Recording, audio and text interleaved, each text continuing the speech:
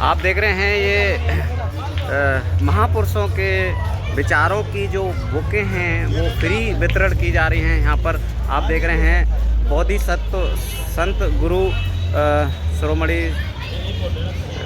रवि सम्राट जी के जो आश्रम है आप देख रहे हैं। सर अरे यार, आज बोधिसत्व संत शिरोमणि गुरु रवि सम्राट जी के 648वीं जयंती के अवसर पर पहुंचे हैं फरीदाबाद के प्रतिष्ठित समाज सेवी और ऑफिसर लोग। जानना चाहेंगे सर, नमस्कार सर।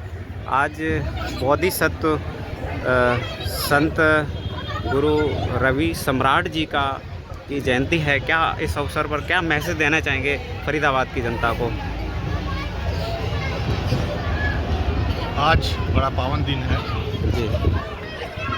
संत शिरोमणि गुरु रविदास जी का आज पावन पर्व है। आज ही के दिन उनका जन्म हुआ था और उनका जन्म शिक्षा दीक्षा नहीं हुई थी। जी सर। वो जो कुछ भी सीखा था उन्होंने अपने आप को डिस्कवर किया। पहले अपने आप को डिस्कवर करके उन्होंने सारे ज्ञान प्राप्त किया और उस ज्ञान को से उन्होंने पूरे संसार को ये सोचने पर मजबूर कर दिया कि ये जो आडंबर है उसको छोड़ा जाए और सच्ची बात किया जाए जिसमें इंसान का इंसान से प्रेम हो, एक इंसान का दूसरे इंसान से कोई डिफरेंस ना हो, उसको बराबर समझा जाए, चाहे आदमी हो, औरत हो, कोई भी हो। उसको बराबर समझने से आपस में प्यार बंटे, आपस में प्यार बंटेगा, एक दूसरे की सहायता करेंगे तो प्यार बढ़ेगा। सर प्यार बढ़ेगा तो उनका समाज इकट्ठा होगा। आज का समय जो है, आज के समय में इस चीज़ की बहुत ही प्रासंगिकता है कि आज जो समाज बिखरा हुआ है अलग अलग तरह से, अलग अलग, चाहे वो ब्यूरोक्रेसी में हो, चाहे पॉलिटिक्स में हो, चाहे सोसाइटी में हो, अलग अलग समाज संस्था बना लेंगे, अलग अलग पार्टी बना लेंगे। समाज को इकट्ठा कैसे करना है इसके बारे में कोई नहीं सोच रहा, बल्कि विभाजित हो रहे हैं लोग हमारे। और उसके लिए सिर्फ वही जिम्मेदार नहीं है, आम जनता भी जिम्मेदार है जो अभी भी भक्ति कर रही है। और भक्ति किसकी? अनासक्ति की भक्ति कर रही है। जिसका कोई अस्तित्व नहीं है उसकी भक्ति कर रही है। जो लोग समाज को सही रास्ता नहीं दिखा रहे हैं उनके पीछे भाग रही है। अब इसमें ये ज़रूरी है कि सब लोग ये सोच रखें कि भाई अगर हमारा पड़ोसी, हमारे गांव का, हमारे बगल गली मोहल्ले का इंसान अगर सुखी नहीं है तो हम कैसे सुखी हैं। अगर किसी का कोई दुख है तो उस दुख को दूर किया जाए, दूर करने की कोशिश किया जाए। उसके दुख में अगर हम शामिल होते हैं तो एक ऐसा समाज बन के आएगा जो समाज एक दूसरे से प्यार मोहब्बत में लिप्त होगा। और अगर हम प्यार मोहब्बत करना सीख जाते हैं तो एक दूसरे की बुराई नहीं करेंगे, एक दूसरे के प्रति अच्छा सोचेंगे, हमारा भी कल्याण होगा, समाज का भी कल्याण होगा, सबका कल्याण। बहुत अच्छा मैसेज दिया सर आपने। क्या कहना चाहेंगे सर आज संत शिरोमणि गुरु रविदास जी के? सबसे पहले मैं अपने देशवासियों को संत रविदास जयंती की बहुत बहुत शुभकामनाएं, साधुवाद। और जो हमारे संत महापुरुष गुरुओं ने कहा है, विचार हैं, अगर उन पर हम चलते हैं, भाईचारा, बंधुता और अंधविश्वास से, पाखंडवाद से अगर हम दूर रहें तो हम एक नए समाज की स्थापना कर सकते हैं। तो हमें उनके विचारों पर चलना चाहिए, महापुरुषों के पे, और सबको एक रहना चाहिए। सर अपना परिचय भी देते हैं। मेरा नाम लवकेश गौतम है और मेरा जो गांव है वो इस्माइलपुर है, विलेज इस्माइलपुर, फरीदाबाद। मेरा काम गारमेंट का है, जो मैं बुद्धिस्ट लोगों के लिए सफारी सूट और बुद्ध धर्म के लोगों के लिए चीवर गुरुओं के लिए बनाता हूँ। मेरा ये काम है जो फैक्ट्री। बहुत बहुत धन्यवाद सर आपका। हमारे साथ में सर क्या कहना चाहेंगे सर इस अवसर पर? ये आज बहुत शुभ घड़ी है, हमारे जो सम्राट इस दिन अवतरित हुए थे। जी मेरा नाम अशोक नरवाल है जी, और मेरी तरफ से समाज के सभी लोगों को सतगुरु रविदास साहब की जयंती पर सत सत बधाइयाँ। साथियों, जैसे गुरुजी को कुछ लोग भक्ति काल का बताते हैं, लेकिन मेरा ऐसा मानना है वो भक्ति काल के नेता नहीं थे, वो क्रांति काल के नेता थे। उस क्रांति काल में हमारे कबीर जी, गुरु रविदास जी, गुरु नानक जी और बहुत सारे महापुरुष हुए जिन्होंने एक क्रांतिकारी कदम उठाया ताकि इस देश के दबे कुचले लोगों को सही ढंग से जीने का मौका मिले। लेकिन कुछ लोगों ने उनके पूरे इस आंदोलन को, इस संघर्ष को अंधविश्वास में ढकेलने की दोबारा से कोशिश की है। कोई कहता है कि भाई उन्होंने कठौती में गंगा पैदा कर दी, कोई कहता है गंगा में से कंगन निकाल दिया। मेरा मानना है ये सब हमारे दुश्मन की, हमारे बाबा गुरुजी की जीवनी में डाली हुई चीज़ें हैं। इसी चीज़ के खिलाफ तो लड़ रहे थे वो, इसी चीज़ के खिलाफ तो उनका आंदोलन था, अंधविश्वास के खिलाफ आंदोलन था, और क्या नाम है, अलग अलग तरीके के ढोंग के खिलाफ आंदोलन था, चमत्कार के खिलाफ आंदोलन था।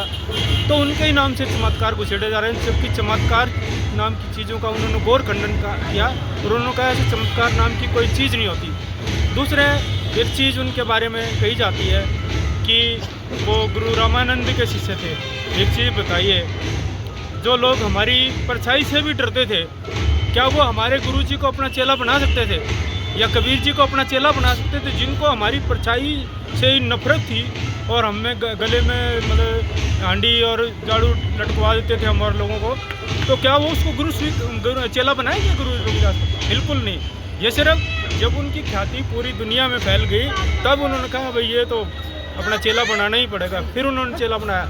और गुरु रविदास जी इतने महान थे, जो राजपूत सम्राट राणा सांगा और उनके पहले पूर्वज और उनके बाद के उनकी औलादों ने गुरु महाराज को अपना गुरु स्वीकार किया। जरा सोचिए, उस समय के राजा महाराजा उनको अपना गुरु मानते थे, उनको राजमहल में रहने को दिया, राजगुरु की उपाधि दी। तो क्या वो ऐसे जूता सिलने वाले हो सकते हैं? क्या ऐसे वो चमत्कार करने वाले हो सकते हैं? चमत्कार की लड़ाई हमारे ये, उन्होंने जो चमार शब्द है वो क्यों यूज़ किया? उन्होंने कहा पूरी दुनिया चमार है, जितने भी लोग हैं, जितने भी जीव जंतु हैं, वो चमड़े के बने हुए हैं, मांस के बने हुए हैं और रक्त के बने हुए हैं। चै का मतलब चमड़ा, माँ का मतलब मांस और रह का मतलब रक्त। इन तीन चीज़ों के बने हुए हर जीव, दुनिया का जो जीव पैदा हुआ है और मरेगा वो चमड़ा, मांस और रक्त का बना हुआ है। उन्होंने इसलिए फिलॉसफी की मतलब दी थी कि हर जीव तीनों चीज़ों का बना हुआ है, किसी मानव में को भेद नहीं, सब चमार हैं। ये चमार आइडियोलॉजिकल पॉइंट था, ना कि कोई जाति का पॉइंट था। उनके अगर चमार वो होते तो उनके शिष्य राजपूत घराने के थे तो वो भी चमार होने चाहिए थे। सही बात। या और उनके बड़े बड़े जो लोग हैं वो उन्होंने भी उनको एक्सेप्ट किया, गुरु एक्सेप्ट किया, तो क्या वो चमार है? नहीं। चमार सबके लिए उन्होंने बोला जो चमड़े से बना हुआ है, मांस से बना हुआ है, रक्त से बना हुआ है। ये हमारे लोगों को जानना बहुत ज़रूरी है। और वो बहुत बड़े दार्शनिक थे, आइडियोलॉजिकली बहुत मजबूत थे।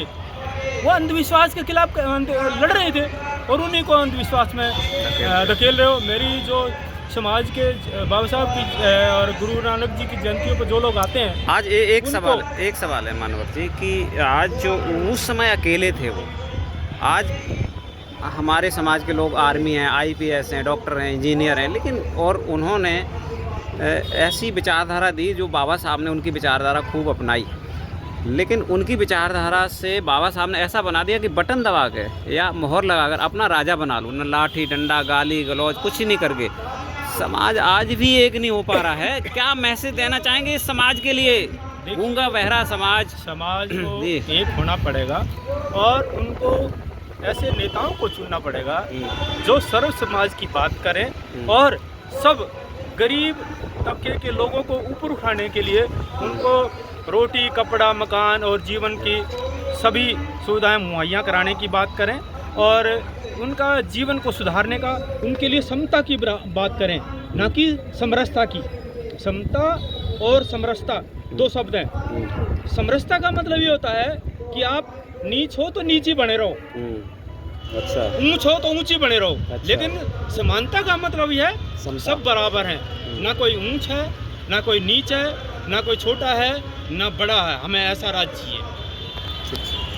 बहुत धन्यवाद, थैंक यू। बहुत बड़े सर। हमारे साथ में युवा साथी हैं सर। दो शब्द में कहना चाहूँगा कि युवा उस समय हमारे जो बोधिसत्व संत गुरु रवि सम्राट जी थे, दास नहीं, क्योंकि उन्होंने दासता ग्रहण नहीं करी थी, किसी की स्वीकार ही नहीं थी दासता। रवि सम्राट जी थे, क्योंकि उस समय भी अपनी बात उन्होंने रखी। आज जो देश है, जो देश के युवा हैं, एकत्र नहीं हो पा रहे, सिर्फ बटन दबाकर अपना राज स्थापित नहीं कर पा रहे हैं। क्या क्या मैसेज देना चाहेंगे युवाओं के लिए? जी, बहुत अच्छा सवाल रहा। सबसे पहले मैं आपको अपना परिचय दे दूं। मेरा नाम चौधरी चरण सिंह है जी, और मैं एसटी कॉन्ट्रैक्ट फार्मिंग से जो है काम करता हूं। मैं जैविक खाद बनाता हूं और ऑर्गेनिक खेती करता हूं। तो पहले तो मैं चाहूँगा सभी साथी जो है ऑर्गेनिक की तरफ ध्यान दें, फर्टिलाइज़र से बाहर आएँ।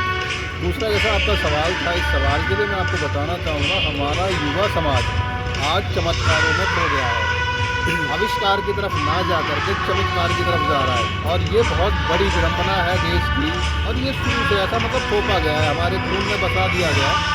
यदि हमको बाहर आना है तो हमें बाबा साहब की आइडियोलॉजी पे काम करना होगा। उत्तर प्रदेश में हमारा एक दल है जो कि सर्व भारत में काम कर रहा है, बहुजन समाज पार्टी। बहुजन समाज पार्टी पे हमें काम करना चाहिए, हमें DS4 पे काम करना चाहिए। और यदि हम एकत्र अभी भी नहीं हुए, अपने दल को नहीं पहचान। देखिए, मैं साहब काशीराम की बात को मैं जरूर कहना चाहूँगा कि आप प्रत्यक्ष को नमस्कार कर रहे हैं, तो मैं प्रत्यक्ष की बात करूँगा जो आपके सामने है, जो हम लोगों ने देखा है, और सभी लोग इससे भली भांति परिचित भी हैं। जैसा आप उत्तर प्रदेश में देखते हैं कि भाई क्या किया उन्होंने। आप देखिए, बहन जी की सरकार में, उनकी सत्ता में लगभग 5 लाख आवास निःशुल्क बांटे गए, लेकिन इस पर किसी की नज़र ही नहीं है। और कैसे एकत्रित करने की बात करोगे? समता समानता की बात अगर करी जाए, सर्वजन सुखाय सर्वजन हिताय की सरकार यदि किसी ने बनाई तो वो बहन जी ने बनाई, उस पर हमारा ध्यान नहीं है। तो ये चीज़ें हमें प्रचार में बोलनी पड़ेंगी, बतानी पड़ेंगी, तभी हमारा समाज इकट्ठा होगा। वरना तो मंदिर तो बहुत सारे बन चुके हैं और मंदिरों पे काम हो रहा है, लेकिन मंदिर से तुम्हारा या मेरा या मेरे समाज का क्या भला हो रहा है? स्कूल कॉलेज किसने बनाए? बहन जी ने महामाया के नाम से कॉलेज बनाए, DND फ्लाईओवर बनाया, फार्मूला 1 बनाया, फिल्म सिटी बनाई, इतनी सारी चीज़ों पे उन्होंने काम किया है। गौतम बुद्ध यूनिवर्सिटी 500 एकड़ में गौतम बुद्ध यूनिवर्सिटी बनाई, 7200 स्कूल बनाई, उन्होंने इतने सारे काम करके दिए हैं। उन्होंने माता सावित्रीबाई फुले के नाम से कॉलेज बनाए हैं महिलाओं के लिए। मतलब इतना कुछ किया है, फिर भी हमारा समाज कहता है बिछड़ा हुआ, इसी वजह से क्योंकि हमारे लोग सिर्फ और सिर्फ ये केजरीवाल जैसे लोगों को लेकर के या बीजेपी या अन्य दलों को लेकर के ये 15 लाख का जुमला और फ्री के राशन, फ्री का बिजली, फ्री के पानी में खो गए हैं। मैं उनके बिल्कुल पक्ष में नहीं हूँ। मैं साहब काशीराम के आइडियोलॉजी पे काम करने वाला व्यक्ति, उन्होंने कहा था हमें फ्री का कुछ नहीं चाहिए, कि हमें तो रोज़गार दे दो, हमें रोज़गार दे दो। रोज़गार वो देंगे नहीं। रोज़गार यदि आपको चाहिए तो आपकी सत्ता में सरकार आनी चाहिए जो आपकी बात सुनता हो, जो आपकी मानता हो। तो हमारा दल है, हमें उस पर काम करना चाहिए, हमारे दल पे काम करना चाहिए, बहुजन समाज पार्टी पे काम करना चाहिए। उसी में हमारा हित है और उसी में हमारी सुरक्षा है। अन्यथा आज की तारीख में आप देखो, जो इलेक्शन होते हैं, आपने देखा होगा, इलेक्शन कभी किसी पार्टी के खिलाफ नहीं होता। सारी पार्टियाँ एक हैं, अंदर से सब एक हैं। यदि इलेक्शन लड़ा जाता है तो सिर्फ और सिर्फ BSP के खिलाफ लड़ा जाता है। पूरे भारत की ये आप कहीं भी रिकॉर्ड्स उठा के देख लो, हर रिकॉर्ड में आपको पता लगेगा कि कैंडिडेट किसका हराना है जी, BSP का हराना है। कहीं ना कहीं आपका कहने का मतलब है कि पिछड़ा वर्ग SC ST के युवाओं का दमन करने के लिए ये सभी पार्टियां एक हैं। बिल्कुल, ये बहुजन समाज पार्टी ही इनके हक और रिजर्वेशन की लड़ाई लड़ती है। बिल्कुल लड़ती है। रिजर्वेशन कोई हमें भीख नहीं मिली हुई है, ये हमारा जन्मसिद्ध अधिकार है और हिस्सेदारी हमारा अधिकार है। बिल्कुल बिल्कुल नौकरियों में हिस्सेदारी चाहिए, राइट से ही हमारा, बिल्कुल और जमीनों पर हिस्सेदारी चाहिए। बिल्कुल हमारी हिस्सेदारी होनी चाहिए। और जैसे बाबा साहब ने साहब काशीराम ने एक नारा दिया था, जो जमीन सरकारी है वह जमीन हमारी है। लेकिन इस पर हमारे लोग काम नहीं कर रहे हैं, BJP काम कर रही है। उन्होंने सरकारी ज़मीनों पे मंदिर बना दिए। आपने कितने स्कूल कॉलेज बनाए बताइए? बीजेपी ने कितने हॉस्पिटल्स बनाए हैं बताइए? और किसी दल की अगर मैं बात कर लूँ, उन्होंने कितने आपके लिए स्कूल और कॉलेज तैयार किए हैं? अब बताएं। मेरे हिसाब से तो कहीं भी नहीं किया। वो तो सिर्फ मंदिर और मस्जिद की राजनीति कर रहे हैं और उनके पास इससे ऊपर से अलावा कोई एजेंडा नहीं है। 70,000 स्कूलों में ताला भी डाल दिया। बिल्कुल, उत्तर प्रदेश में 70,000 स्कूल बंद हुए हैं। मैं इसकी मेरे पास इसके आंकड़े भी हैं और शायद आप चाहें तो इसको ऑनलाइन भी देख सकते हैं। और ना जाने कितनी वैकेंसीज उन्होंने खारिज की। मैं बात करूँगा बहन जी के शासनकाल की, उस समय में इतनी नौकरियाँ, बेशक से उन्होंने योग्यता अनुसार उन्होंने सफाई कर्मचारी की नौकरियाँ निकाली।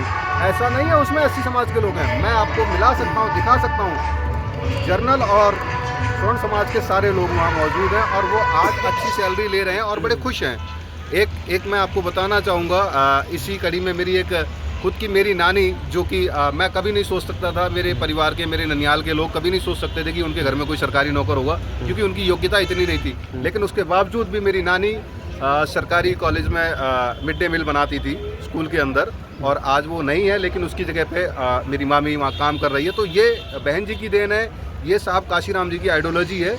तो ये बहुत ज़रूरी है कि हमें अपने दल को पहचानना चाहिए। मैं अपने सभी युवाओं साथियों से ये अनुरोध करना चाहूँगा आपके इस चैनल के माध्यम से कि सभी साथी एक हो जाओ, अपने दल को पहचानो, इधर उधर फ्री के चक्कर में मत पड़ो।